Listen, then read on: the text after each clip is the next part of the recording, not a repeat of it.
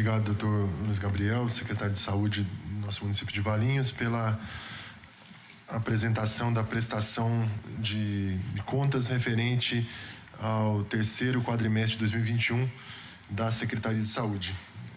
Eu gostaria de fazer algumas perguntas, e considerando, já que o secretário colocou, né, não participou dos resultados que foram apresentados aqui, né, mas queria aproveitar a oportunidade de falar de alguns assuntos também atuais. Não é sempre que nós temos aqui o secretário de Saúde na Câmara, né? Então, pelo menos 3 vezes por ano, a gente acaba aproveitando também para, dentro dessa apresentação do quadrimestre anterior, falar um pouquinho de futuro, né, ou de atualidade. E aqui eu trago alguns assuntos, secretário, que são fruto de conversas da própria população com os vereadores, com o Conselho Municipal de Saúde. Nós tivemos recentemente uma reunião também com conselhos comunitários. Nós teremos a Comissão de Higiene e Saúde da Câmara, pelo menos 3 reuniões durante ainda este ano com os conselheiros comunitários. E gostaria que o senhor pudesse nos explicar, falando sobre a questão das farmácias, do funcionamento das farmácias nas UBSs. Nós sabemos que tem farmacêuticos, não só farmacêuticos, né, mas servidores que são afastados por conta da Covid, não só na Secretaria de Saúde, mas também na de Educação, em uma série de questões. Se o senhor puder falar um pouquinho sobre como está a situação atual de afastamento de servidores na área da saúde, não só farmacêuticos, né? Mas depois puder responder sobre o funcionamento da farmácia nas UBS, se todas estão funcionando, se tem previsão para um funcionamento regular, qual que é a expectativa do funcionamento das farmácias, seja com o servidor da rede ou seja com um profissional do Cismet. Puder falar um pouquinho sobre esse tema, agradeço. Obrigado, nobre vereador, pela pergunta. Temos aí hoje 15 farmacêuticos. Tem a farmácia central, a farmácia de alto custo, que fica no mesmo local físico. Temos a farmácia de alto custo, de medida judicial, que fica dentro da secretaria. E temos aí, das 14 unidades básicas de saúde, 9, né, Amanda? 9 unidades, 9 farmácias espalhadas nas unidades de saúde. Então, é um setor bastante pulverizado, o que dificulta a logística, e você tem a situação de um número de funcionários que, durante a pandemia, principalmente nessa última onda da Ômicron, ficaram afastados, né? Isso é dinâmico, porque a hora que afasta um e volta, depois afasta outro, e infelizmente não está no nosso controle, mas o que é visto de maneira diária pela equipe da Unidade Básica de Saúde é justamente esse deslocamento do profissional para outra farmácia, para que evite que ela fique fechada, né? Pontualmente, tivemos aí afastamentos por férias acumuladas, né? Os períodos de descanso, muitas vezes acumulados, porque durante a pandemia, naturalmente, não precisou muito do RH, né? Lembrando que antes também não tinha Cismetro, né? Então o RH foi muito sobrecarregado e as férias foram adiadas, e elas estão acontecendo aos poucos agora. Então soma-se alguns funcionários com férias, com os descansos, né? Com o Covid. Então a gente tem uma situação que extrapola um pouco o nosso controle do ponto de vista de atendimento. Porém, esses deslocamentos são pensados, né, para que o morador daquela região não fique sem a medicação, não fique sem a farmácia, nem que ela funcione 1, 2 vezes por semana, não todos os dias. Isso é pensado dia a dia. Recentemente tivemos um problema de que uma farmácia ficou sem a farmacêutica que estava de férias, e foi deslocado a farmacêutica foi deslocada, pegou Covid, né? Então foram dois problemas num lugar só, e que também já foi sanado, né? Que é no Parque Portugal. Então a gente vai caminhando dessa maneira, né? Com esse olhar dia a dia, porque a situação é muito dinâmica, né? O que a gente vai olhando é de repente hoje eu posso descobrir que alguém pegou Covid e não foi, né? Então eu não consigo te dar um número agora, mas ele é muito dinâmico e a gente está olhando isso. A Sismetro, ela é uma ferramenta complementar, ok? É importante deixar isso bem claro. Porém, para alguns profissionais, e entre eles o farmacêutico, é necessário que a Sismetro realize um concurso interno, o que ela ainda não fez e está programado para o meio do ano. Então, para farmacêutico, hoje eu não consigo o Sismetro porque eu estou na dependência desse contrato, desse concurso público interno lá da Sismetro. Perfeito. Então, existe uma expectativa já de regularização do funcionamento da farmácia, pelo menos 1 ou 2 dias por semana em cada UBS, né? Essa é a expectativa, né? Sim, na verdade, isso já acontece. A gente está sem nenhuma farmácia desassistida hoje, nem que ela tenha 1 ou 2 dias na semana, né? A ideia é que a gente não precise desse tempo curto, que aumente o tempo dos farmacêuticos nessas farmácias, mas hoje é o que a gente está conseguindo atingir, aguardando essas férias que estão acumuladas e aguardando passar aí esse período de pandemia, que eu acredito que já foi pior, né? Perfeito, secretário. Com relação ao Sismetro, nós havíamos tido a divulgação de 600 cirurgias que haviam sido contratadas de catarata no Hospital de Olhos aqui de Valinhos, né? Essas cirurgias, elas estão acontecendo, se não estou enganado, eram 150, a própria administração divulgou no seu site, né? 150 em janeiro, 150 em fevereiro, 150 em março e 150 em abril. Elas já estão acontecendo, a população está sendo chamada, essa previsão se mantém até abril da realização dessas cirurgias. Se o senhor puder falar um pouquinho sobre isso, e também a expectativa de atendimento das outras filas, de outras especialidades também. Com relação às cirurgias de catarata, quando se planejou, quando foi planejado essa realização de 150, janeiro, fevereiro, março e abril, não esperava-se a onda do Covid que veio em janeiro, né? Infelizmente foi uma onda que atrapalhou muito o andamento das eletivas, já vem atrapalhando há 2 anos, mas de fato foi um ponto importante. Os pacientes que vão fazer as cirurgias, eles precisam de exames pré-operatórios, eles precisam de uma avaliação, muitos deles com cardiologista. Temos aí 4 cardiologistas afastados por gestação. Lembrando que existe uma lei federal, um decreto federal, de que a gestante ela tem que ser afastada assim quando testa positivo para gestação. Então, eu tenho 4 médicas cardiologistas afastadas por gestação. Esse é um problema que eu estou resolvendo via Sismetro. Esse é possível resolver via Sismetro, sim, né, para a gente mitigar essa fila.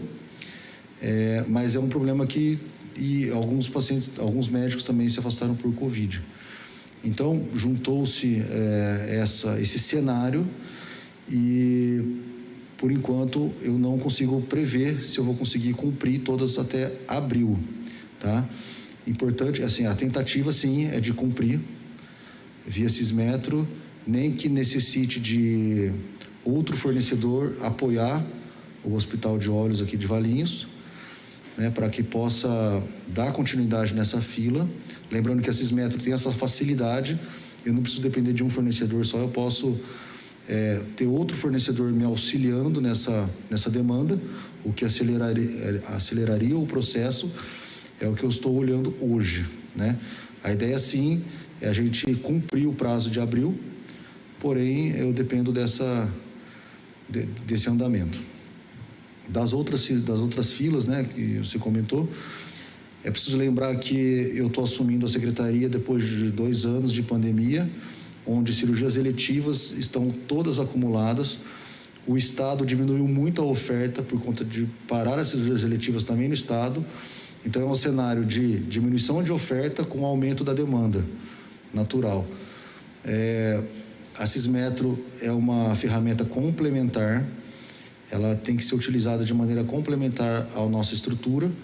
Eu estou buscando primeiro, no município, na Santa Casa, a realização de cirurgias eletivas e, junto a ela, a Cismetro, né? Perfeito. Agradeço. Então, as 600 cirurgias que já estão contratadas, elas vão ser realizadas, né? Não necessariamente nesse prazo e não necessariamente com essa distribuição mensal por conta da Covid, mas serão realizadas. Isso que é o importante para a população que aguarda aí ansiosamente há bastante tempo na fila.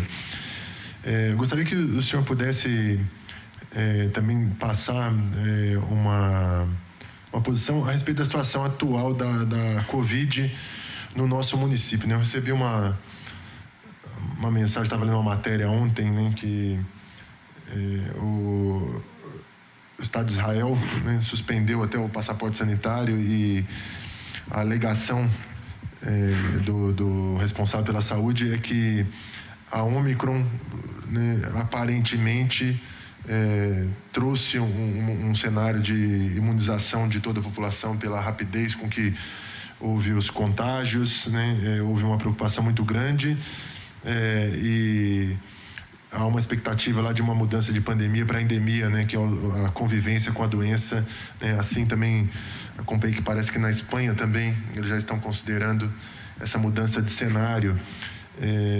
Qual que é a sua visão com relação aos dados que nós temos no município, né? Até também fica à vontade, se quiser contar com a contribuição de alguém da equipe também, né? Tá livre para fazer alguma colocação, mas com relação à situação de Valinhos, com relação à procura de atendimentos, os atendimentos estão diminuindo, estão aumentando, as internações, né?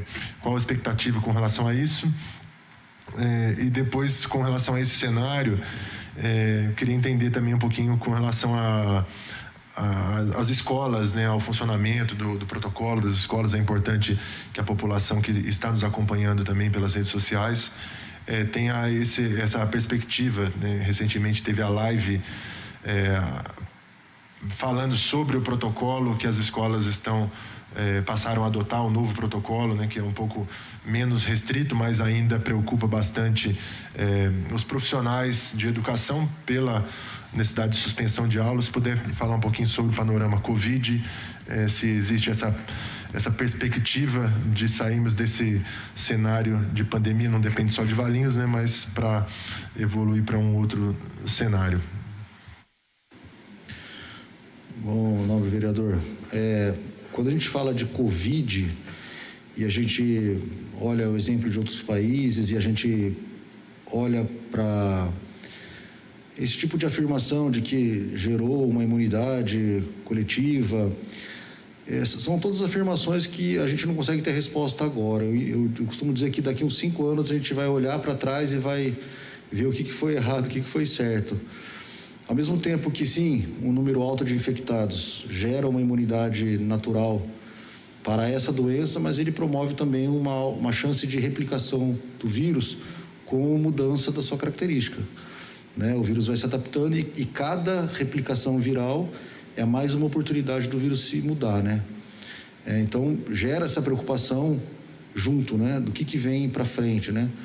Quando a gente acabou essa segunda onda, lá de março, abril do ano passado, jamais esperava o que ia acontecer agora em janeiro, né? Enfim, foi uma surpresa ruim e nós não gostaríamos de ter mais uma surpresa ruim, porque o reflexo que isso faz na equipe de saúde, no atendimento, no planejamento de ações de saúde básica, de atendimento, é muito ruim, né? É muito grande. A gente acaba atrapalhando muito o atendimento, né, de outras doenças. que é o que a gente está vendo no reflexo hoje das cirurgias acumuladas.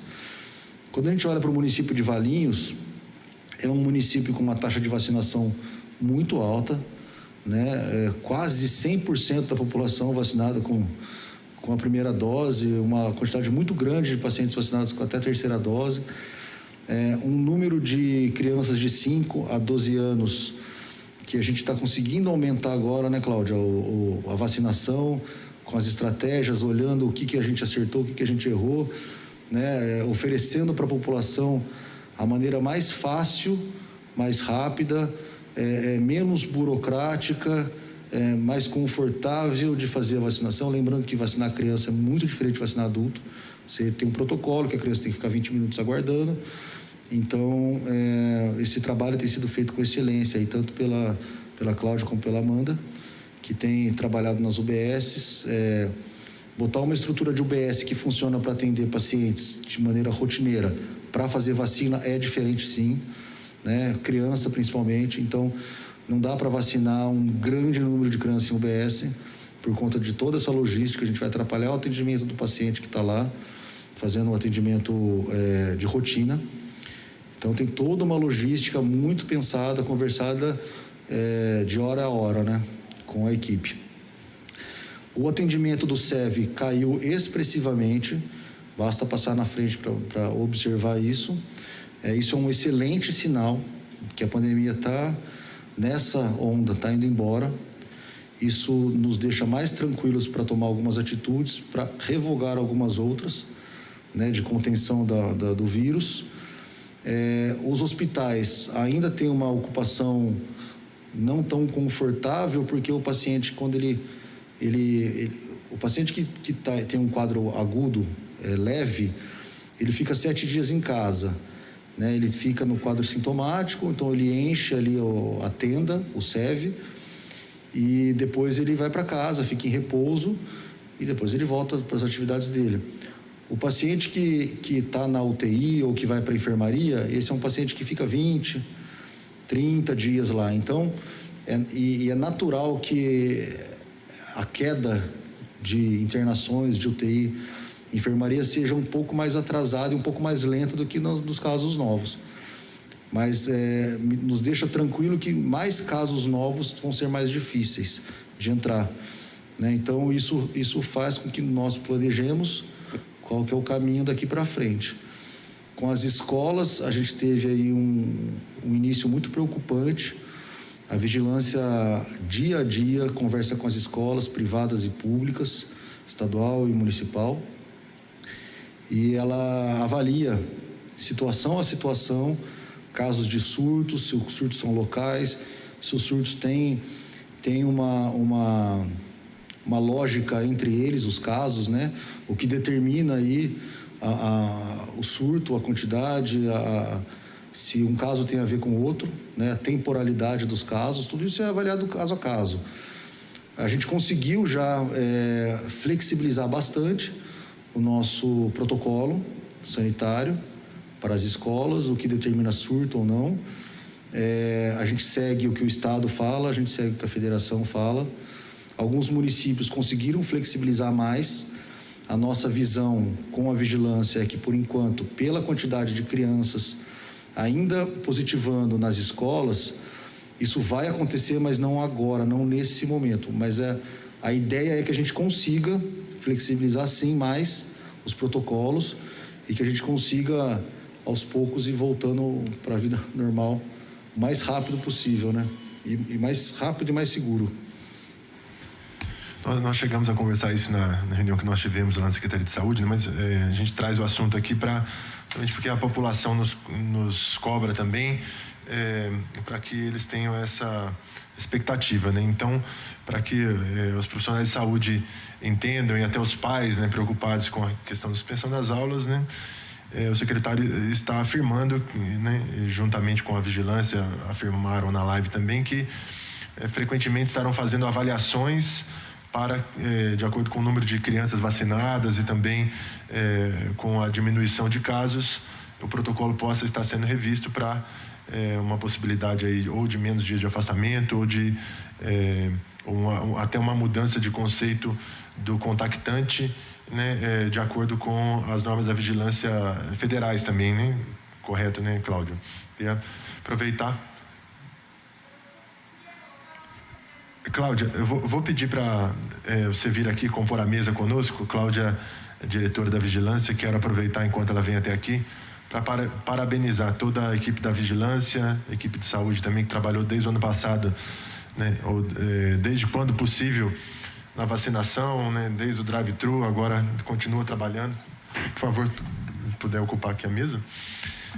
Comentar também a Amanda, que tem, juntamente com todos os responsáveis e os profissionais das UBSs, dado continuidade nesse processo aí também de atendimento à nossa população. Né? Então, por favor, Cláudia. Aqui. Bom dia a todos. Eu acho que nós já flexibilizando bastante o protocolo de escolas, eu acho que isso foi um nó nesses últimos dias. Hoje nós estamos com 22 surtos de Covid em escolas, mas nós estamos aumentando a população, né? Nós estamos com mais de 50% das crianças vacinadas. Estamos flexibilizando mais também o horário de atendimento para essas crianças serem vacinadas. A partir do dia 3, a vacinação vai ocorrer o dia todo na UBS, né? Claro que em dias determinados, tanto de manhã quanto à tarde. Nós estamos com livre demanda na vigilância para vacinar essas crianças, mas ainda a gente está percebendo uma certa resistência dos pais em vacinar as crianças. O protocolo de escolas já foi flexibilizado a semana passada e ontem, na realidade, nós recebemos uma deliberação da Secretaria do Estado diminuindo o tempo de afastamento do comunicante. Isso a gente já vai estar implantando a partir de hoje. Então, o comunicante, em vez de ficar 10 dias afastado, ele vai ficar, os contactantes vão ficar 7 dias afastados, tá? Então, isso já foi uma diminuição e a gente sabe que essa flexibilização, vai ser mudada a partir do momento que a população esteja mais vacinada e que tenha a diminuição do número de casos.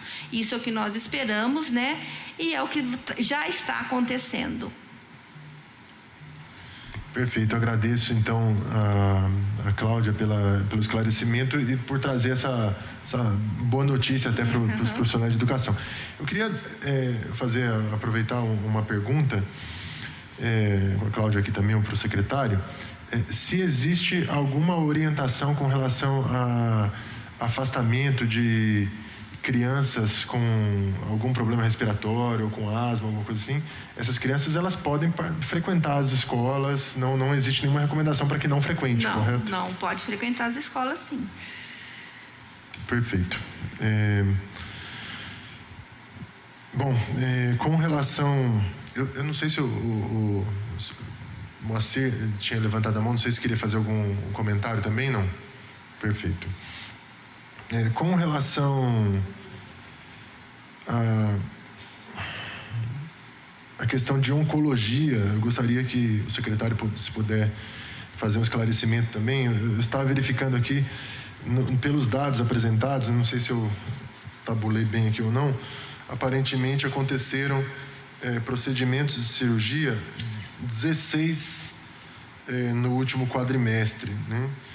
Eu não sei se estão todos aqui ou não, mas eu queria entender, infelizmente, nós acabamos perdendo não somente pessoas para a Covid, né, mas durante um período a própria Unicamp também acabou interrompendo o tratamento oncológico naquela onda do ano passado, e algumas pessoas acabaram tendo os seus quadros agravados, né? Eu tenho uma amiga que veio a falecer também.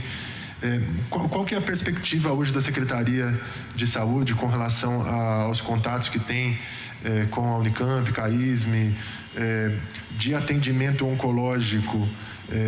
Isso já voltou ao normal? Nós temos uma fila muito grande para isso? Existe alguma perspectiva de aumento do número de atendimentos e até da velocidade de atendimento das pessoas que procuram, secretário? Essa é uma consequência cruel aí do pós-pandemia, né? Não só aumento do número de quantidade de diagnóstico, mas também com um estadiamento mais avançado dessas doenças, o que altera completamente a proposta terapêutica desses pacientes, né? Isso não vai acontecer nesse ano, no próximo, vai acontecer nos próximos aí 4, 5 anos, como reflexo desse período parado, né? Temos empenhado bastante em acelerar os diagnósticos com relação à mamografia nos pacientes que eu tenho solicitado que os pacientes que tenham suspeita, nódulo, que a gente faça o matriciamento desses casos e demos preferências para eles.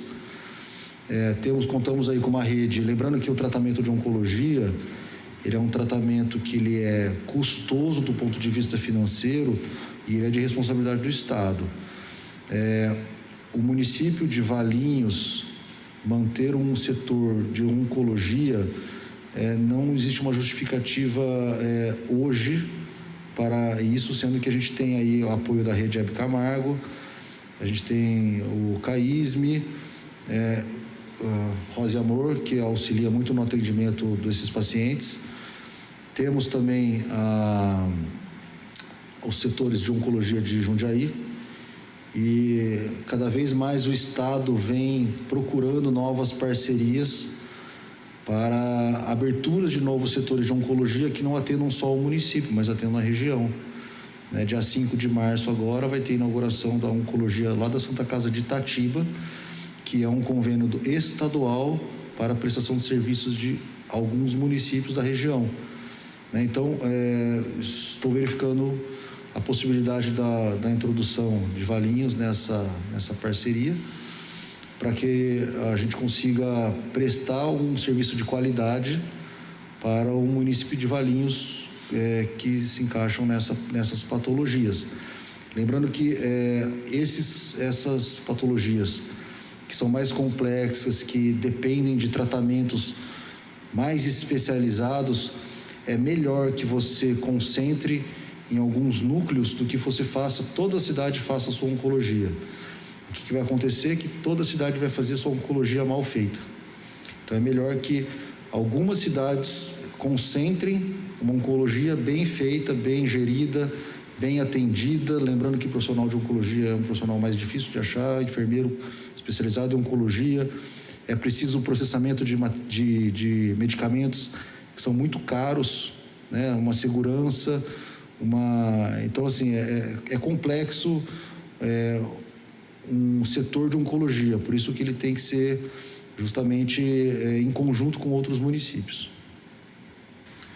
Perfeito. Eu gostaria de apenas reforçar um pedido que já foi feito pelo Rosa e Amor a esta Câmara, e, se não estou enganado, no ano passado, assinado por todos os vereadores, eu não me recordo, mas aprovado por todos, a solicitação para que a Secretaria de Saúde fizesse um esforço para que, em convênio com o Estado de São Paulo, trouxesse a carreta para diagnóstico, né, tanto de mamografia, né, e outras possibilidades de diagnóstico de câncer precoce para a população de Valinhos. Infelizmente, a pandemia impediu que essa ação corriqueira na cidade, né, anualmente sempre era feito esse trabalho, né, não houvesse nos últimos anos. Então, venho já formalizar esse pedido como presidente da Comissão de Higiene e Saúde, em nome de todos os vereadores, e também em parceria com Rosa e Amor, para que a Secretaria se esforce para que traga este ou outras possibilidades de exames, mutirão de exames para diagnóstico precoce de câncer, tá, secretário? E por último, gostaria que o senhor pudesse esclarecer também um assunto que nós tratamos na reunião, mas esclarecer a população com relação à falta de medicamentos em algumas farmácias, né, em algumas UBS, da cesta básica, né? Se puder explicar um pouquinho também que nem toda medicação ela é do município, né? Tem a medicação de alto custo que vem do estado, falar um pouquinho sobre isso, né? Qual que é a medicação que está faltando e a expectativa de regularização para que a população que tem solicitado aí e precisa do uso de medicação de uso contínuo, teve uma época que faltou não somente na rede, mas também até na iniciativa privada, né? Para que ela possa se programar e ter expectativa também de regularização das farmácias. Por favor, obrigado. Com relação à dificuldade que enfrentamos agora da falta de alguns medicamentos da cesta básica, alguns sim são de competência do Estado, alguns são de competência do município. Os processos de compra de medicamento, eles são bastante burocráticos, com licitações, com ata de formação de preço, e o mercado farmacêutico durante a pandemia ele sofreu um problema de demanda, de falta de muita demanda e falta de produção. Alguns medicamentos, alguns períodos faltaram sal, o medicamento veio de maneira inadequada e teve que ser descartado, o sal de outro país. Então, e o uso de alguns insumos realmente foram muito altos e que a matéria-prima para a produção de medicamentos foi afetada. Passamos um momento em dezembro de falta de dipirona injetável, para vocês terem uma ideia. E a dificuldade de encontrar dipirona injetável era muito grande. E as indústrias farmacêuticas acabavam vendendo pelo maior preço. Isso impactou muito nas negociações com o ente público, porque a empresa, quando ela coloca um valor em alguma licitação, 2 meses depois esse valor já mudou, a falta do material já existe, antes não existia, e ela acabava saindo da licitação. Então esse processo todo de entra e sai, muda o preço, dificultou muito, né, a compra desses medicamentos, que chegou agora em janeiro e fevereiro. Para mim era uma compra que estava sendo feita desde setembro, e por conta desses detalhes de saída de farmacêutica da licitação, porque o preço mudou, porque já não tem mais aquele medicamento, dificultou muito a compra desses medicamentos. Mas a gente já se reuniu com o secretário de licitações, com a equipe nossa de contratualizações, quem cuida dos contratos, e a gente achou uma maneira aí mais rápida, transparente, utilizando uma tabela para a compra desses insumos. Então, acredito que agora essa licitação ande de maneira mais rápida e sem esses entraves que permitiram que a indústria farmacêutica saísse das licitações de maneira espontânea, né? Então, acredito que isso, 40 dias, 60 dias, isso esteja normalizado, né? A minha vontade era de que isso amanhã tivesse normalizado, mas existe todo um trâmite jurídico, documental, que traz segurança para o uso do dinheiro público, o que de alguma maneira é bom, porém a velocidade que a gente gostaria, ela não tem. Perfeito, secretário, obrigado pelos esclarecimentos. Eu quero apenas aqui dizer que na reunião que os vereadores, membros da Comissão de Higiene e Saúde participaram com o secretário, nós tivemos a grata satisfação de ouvir que vai haver um esforço da secretaria para a implementação do programa Saúde da Família, né, a estratégia Saúde da Família, que é também uma tentativa recorrente do município, né, e um pleito também de todos os vereadores dessa casa, para que possam, né, os munícipes ter uma proximidade maior com a equipe de saúde, né, sobretudo aquelas pessoas que vivem em maior condição de vulnerabilidade, que têm muitas vezes a dificuldade de deslocamento. Então, faço votos de que a secretaria possa realmente dar os passos com bom êxito para que tenhamos esse programa tão importante implantado no nosso município. E também, como coordenador aqui da frente parlamentar aqui da nossa Câmara, em defesa da saúde da família, eu quero fazer uma última solicitação aqui ao secretário para que possa dar prosseguimento nas tratativas com a Secretaria Nacional da Família para a implantação do programa Acolha a Vida. No dia 7 de dezembro, a doutora Ângela Gandra Martins, secretária nacional da Família, ela esteve aqui na Câmara juntamente com a prefeita numa reunião da frente parlamentar, e na ocasião foi feito uma formalização, né, para que continuassem as tratativas com a Secretaria Nacional da Família, para que a saúde mental da cidade pudesse, a partir de um acordo de cooperação técnica com a Secretaria, conhecer e depois implementar a metodologia proposta pela Secretaria Nacional da Família, né, de capacitação dos profissionais, mas ao mesmo tempo de oferta aos familiares de pessoas que passam por transtornos mentais, para que pudessem aí ajudar, ampliando a rede de proteção, né, trabalhando na prevenção de suicídio, prevenção de automutilação, né? Então é uma campanha da Secretaria Nacional da Família, um programa, uma metodologia, e aqui eu gostaria de como o secretário não participou dessa tratativa, né, de fazer em nome da Frente Parlamentar em Defesa da Vida e da Família, que já teve assinado e conseguiu a conquista para o município da assinatura do Acordo de Cooperação Técnica com a assistência social para a implementação do programa Famílias Fortes e com a educação para a implantação do programa Reconnect. Também gostaríamos de ter, na medida do possível, tão logo seja possível, a assinatura também do Acordo de Cooperação Técnica com a Secretaria Nacional da Família para oferecer aos servidores da saúde mental, inclusive a Mara, né, que é a coordenadora do programa, esteve aqui junto com toda a equipe da saúde mental, né, é desejo delas também que sejam dados os passos para a efetivação desse acordo de cooperação técnica. Quero agradecer ao secretário, parabenizar toda a equipe pelo trabalho, desejar bom êxito ao longo de todo esse ano de 2022 e passo então ao secretário para as suas considerações finais, se assim estiver. Queria agradecer ao nobre vereador André Amaral pelo acolhimento na Câmara, agradecer muito a minha equipe que está toda aqui, na verdade é a equipe da Secretaria de Saúde, está representado na minha pessoa como secretário, mas somos um time, né? Eu estou aqui na frente, mas existe todo um trabalho que é feito em conjunto, não existe...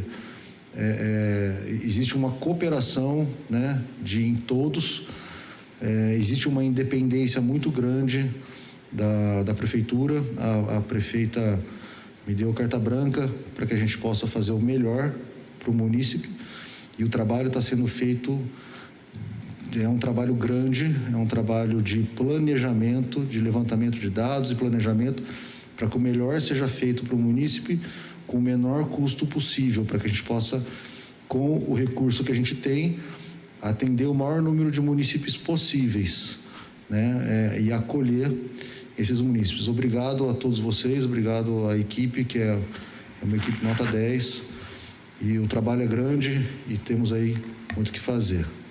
Obrigado. Obrigado, secretário. Eu agradeço ao Gabriel, toda a equipe de servidores da Câmara que possibilitaram a transmissão via redes sociais aí para toda a nossa cidade de Valinhos. Cumprimento aqui a minha assessoria, o Alisson, também cumprimento a Júlia, assessora do vereador Japa, né? E cumprimentando a todos, declaro encerrada essa audiência pública.